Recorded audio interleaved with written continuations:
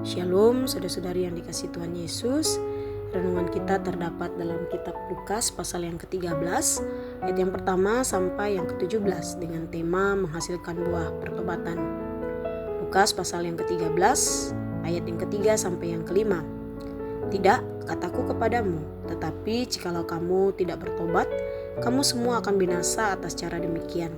Atau sangkamu ke-18 orang yang mati ditimpa menara dekat Siloam lebih besar kesalahannya daripada kesalahan semua orang lain yang diam di Yerusalem?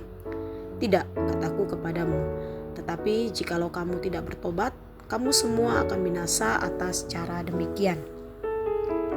Pemahaman yang salah adalah ketika kita memutuskan mengikut Yesus, kita akan hidup baik-baik saja, mendapatkan kesempatan untuk masuk surga, menjadi satu jaminan bahwa saya punya tempat di surga dan tidak dihukum.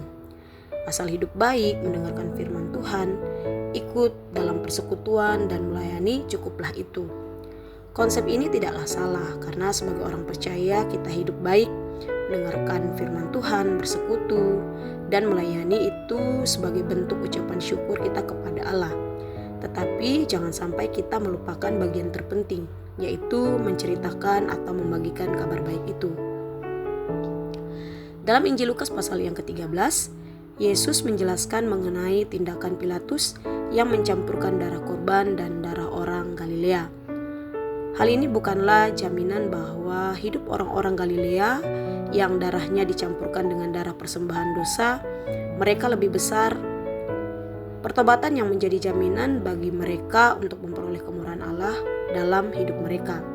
Ketika bertobat tidak sampai di situ saja, melainkan pertobatan itu harus menghasilkan buah. Buah yang dimaksud adalah hasil dari pertobatan itu, meninggalkan cara hidup yang lama dan hidup sesuai dengan kehendak Allah, menjadikan firman pedoman hidup dan senantiasa menjadikan Injil sebagai berita yang selalu diceritakan kepada setiap orang yang kita temui. Saudara-saudari yang dikasihi Tuhan Yesus, jika kita adalah orang-orang yang dipercayakan Allah untuk tahu tentang kerajaan Allah, maka bersyukurlah, jangan keraskan hati, melainkan tunduklah pada perintah dan ketetapannya. Allah ingin kita menjadi orang-orang yang dipilih, dapat menghasilkan buah, bukan orang-orang yang sudah diberi kesempatan, tapi tidak diambil dan akhirnya kesempatan itu hilang. Kita dibuang. Marilah kita senantiasa hidup berlandaskan firman Tuhan, yang menjadikan pedoman hidup kita. Pertobatan yang sungguh membuat kita senang melakukan firman dan hidup di dalam firman itu. Demikian renungan firman Tuhan. Tuhan Yesus memberkati. Shalom.